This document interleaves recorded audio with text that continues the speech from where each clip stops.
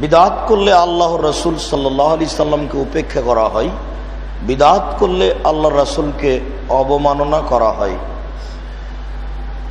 দুইটা পাপ দিয়ে দুইজনের অপমান নেমে আসে, আর দুইটা পাপের নিজস্ব ক্ষমতা হচ্ছে একটা পাপ অতীতের নেকি নষ্ট করে দেয়, আর একটা পাপ সামনের ইবাদত কবুল হতে দেয় না। দুইটাই একটা ভিন্ন ধরনের পাওয়ারফুল পাপ।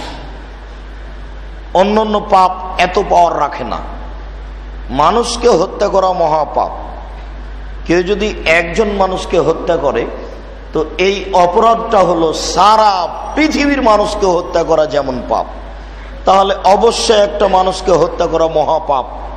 এর পরেও যদি কোনো মানুষকে হত্যা করে, তারপরে যদি কোনো ইবাদত করে, তাহলে আল্লাহ তার ইবাদত কবুল করবেন। বিচারের মাঠে পাপ পাপের পাল্লায়, নেকি নেকির পাল্লায় দেখা যাবে কোনটা কমবেশ, কিন্তু তার ইবাদত রহিত হবে না, বন্ধ হবে না।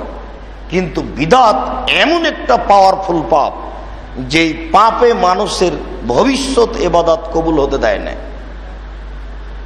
অথচ দুইটি পাপ মানুষের ধারণায় নেকির কাজ। শিরক মানুষের ধারণায় নেকির কাজ, বিদআত মানুষের ধারণায় নেকির কাজ। সালাম দেওয়ার পরে মানুষ মুখে হা দেয়, তারপরে বুকে হা দেয়, অবশ্যই তার ধারণা এটা ভালো কাজ। এমন করে কেন?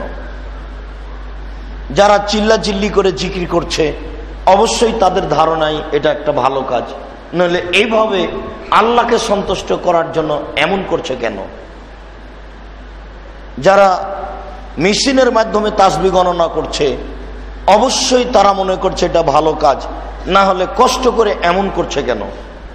যারা মাগরিবের পরে 6 রাকাত সালাতুল আওয়াবিন সালাত নামাজ পড়ছে, 6 রাকাত সালাত মনোযোগ সহকারে পড়ছে, অবশ্যই এটা তাদের ধারণায় ভালো কাজ, নইলে তারা এমন করছে কেন? মুমূর্ষ অবস্থায় তার পাশে মানুষ কোরআন মাজিদ পড়ছে, সূরা ইয়াসিন পড়ছে, অবশ্যই তারা মনে করছে এটি একটা ভালো কাজ, নইলে পড়ছে কেন? মরার পরে মানুষ তার নামে কোরআন পড়ছে, কোরআন খানি করছে, কুলখানি করছে, অবশ্যই তাদের ধারণা এটা একটা ভালো কাজ, নইলে এমন কাজ করছে কেন? মানুষের ধারণায় নেকির কাজের নামই বেদাত। এই বিষয়ে আমরা এক গুরুত্বপূর্ণ তথ্যবহল বিবরণের চেষ্টা করব ইনশাআল্লাহুল আজিজ। সম্মানিত মসজিদের মুসাল্লি, এই ব্যাপারে আল্লাহ তাআলা বলেন, ওমা আতাকুমুর রাসূলু ফাখুযু ওমা নাহাকুম আনহু ফান্তাহু।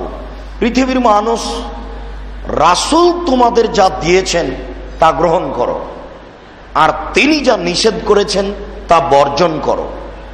আল্লাহ তাআলার আদেশ পৃথিবীর মানুষকে। আল্লাহ তাআলা বললেন না যে আমি যা দিয়েছি তা গ্রহণ করো, আমি যা নিষেধ করেছি তা বর্জন করো, এইভাবে আল্লাহ বললেন না। আল্লাহ বলছেন রাসূল মুহাম্মদ সাল্লাল্লাহু আলাইহি সাল্লাম যা দিয়েছেন তা গ্রহণ করো। করতে হলে দেওয়া থাকতে হবে। লোকটির পাশে সূরা ইয়াসিন পড়েন, তবে আগে প্রমাণ থাকতে হবে। মরার পরে তার নামে মানুষকে 40 দিনের দিন বা তার পরের দিন গরু জবাই করে খাওয়ান, কিন্তু তার প্রমাণে আল্লাহ রাসূলের দেওয়া থাকতে হবে। রাসূল যা দিয়েছেন তা তোমরা নেও। দেওয়াটা আগে আর আপনার করাটা পরে। যেটাই করতে যাবেন সেটার আগের স্তর হলো দেওয়া। মসজিদে ঢোকার সময়তে আল্লাহুম্মা তালি আবু আবা রাহমাতিক বলি কেন? তিনি দিয়েছেন। এইটা পড়লে অক্ষর প্রতি 10 নেকি হবে না, এটা হাদিসের দোয়া। আর যদি বলি আলিফ লাম মিম যালিকাল কিতাব, তাহলে অক্ষর প্রতি 10 নেকি হবে। এটা কোরআন মাজিদের আয়াত। এইটা পড়ে মসজিদে ঢুকলেই তো হয়। পেশাব পায়খানায় বসার সময়তে আল্লাহুম্মা ইন্নী আউযু বিকা মিনাল খুবুসি ওয়াল খাবাইস, এইটা একটা দোয়া। তো এইটা পড়লে নেকি হবে। কোরআন মাজিদ পড়লে অক্ষর প্রতি 10 নেকি হবে। এইটা তো পড়লে হয় না অনেক নেকি? না, হয় না। এই জন্য যে আল্লাহ রাসূলের পক্ষ থেকে দেওয়া নেই। আল্লাহ বলছেন রাসূল যা দিয়েছেন তা গ্রহণ করো। যা করবেন, বিসমিল্লাহ বলে খাবেন, তো দেখেন রাসূল দিয়েছেন নাকি। ডান পায়ে জুতা পরবেন আগে, তো দেখেন রাসূল দিয়েছেন নাকি। বাম পায়ের জুতা খুলবেন খোলার সময়তে আগে, তো দেখেন রাসূল দিয়েছেন নাকি। বাড়িতে ঢুকবেন সালাম দিয়ে, তো দেখেন রাসূল দিয়েছেন নাকি। যেটা করতে যাবেন সেইটাতে আগে দেওয়া থাকতে হবে। আল্লাহ রাসূলের পক্ষ থেকে এই কথা আল্লাহ বলছেন। এরপরে বলছেন যা নিষেধ করেছেন তা বর্জন করো। কি নিষেধ করেছেন? জেনা, চুরি, ডাকাতি, বদনাম, গীবত, মারামারি, হইচই, দাঙ্গামা হাঙ্গামা, সুদ, ঘুষ, মিথ্যা কথা বলা, এই যত আপনার নিষেধের সিরিয়াল আছে সব বর্জন করতে হবে। তার পক্ষ থেকে নিষেধ। কেউ যদি বলে যে সবাই মিলে হাত তুলে দোয়া করব, রাসূল নিষেধ করেছেন কোথায় সেটা দেখান, এটা হলো তার বোকামি। আল্লাহ রাসূল তো এই বিষয়ে কিছু বলেননি, তো আপনি এটা বললেন কেন? যদি আপনি এই কথা বলেন যে সবাই মিলে হাত তুলে দোয়া করব, নিষেধ কোথায়, তাহলে আপনি বলেন যে মাগরিবের 4 রাকাত 3 রাকাত পড়বো কেন, 4 রাকাত পড়বো, তার নিষেধ কোথায়? হঠকারিতা করে বলে হবে? জোর করে বলে হবে?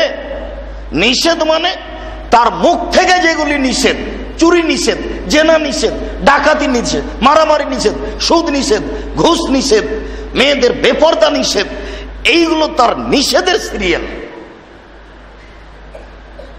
খোলাখুলি তার নিষেধ।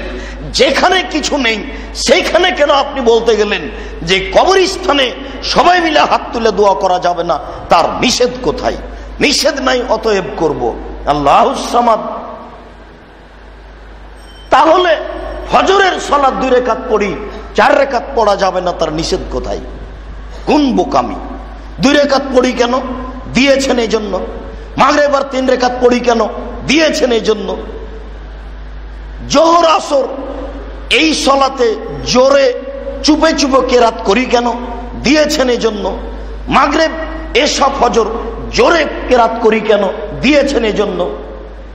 করার জন্য আগে দেওয়া থাকতে হবে, আর বর্জনের জন্য আগে নিষেধ থাকতে হবে। যদি আমি বুঝাতে না পারি তাহলে এটা আমাদের ব্যর্থতা।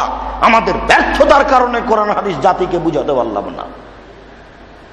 আমরাই বুঝি না শরীয়ত, এই জন্য জাতিকে বুঝাতে পারলাম না। এটা আমাদের ব্যর্থতা। আল্লাহ তাআলা ঠিকই বলেছেন, করতে হলে আগে দেওয়া থাকতে হবে, বর্জন হতে হলে আগে নিষেধ থাকতে হবে। মহান আল্লাহ বলেন, ইন কুনতুম তুহিব্বুনাল্লাহ ফাত্তাবিউনি। তোমরা যদি চাও আল্লাহর ভালোবাসা, আল্লাহ তোমাকে ভালোবাসুক, আল্লাহ তোমাকে জান্নাত দেখ, এইটা যদি চাও, ফাত্তাবিউনি, আমাকে মেনে চলতে হবে, আমার অনুসরণ করো। পৃথিবীর কোন মানুষের অনুসরণ চলবে না। পীর হোক, বুজুর্গানে দিন হোক, তরিকাপন্থী হোক, কোন ইমাম হোক, সে যেই হোক না কেন, কোন মানুষই অনুসরণের যোগ্যতা রাখে না। পৃথিবীতে একজন মানুষ মাত্র অনুসরণের যোগ্যতা রাখেন, যার নাম মুহাম্মদ সাল্লাল্লাহু আলাইহি ওয়াসাল্লাম। আল্লাহ তাআলা বলছেন, ইন কুনতুম তুহিব্বুনাল্লাহ। পৃথিবীর মানুষ, তোমরা যদি আল্লাহকে ভালোবাসতে চাও তাহলে ফাত্তাবিউনি, আমাকে মেনে চলো। আল্লাহ রাসূলের কথা আল্লাহ বলছেন, আল্লাহ রাসূল বলছেন আমাকে মেনে চলো, তাহলে ইয়াগফির লাকুম যুনুবাকুম, আল্লাহ তোমাদের পাপকে ক্ষমা করে দিবেন। মানাতে ক্ষমা আছে, অনুসরণে ক্ষমা আছে। অনুসরণ কেটে গেলে ক্ষমা হবে না।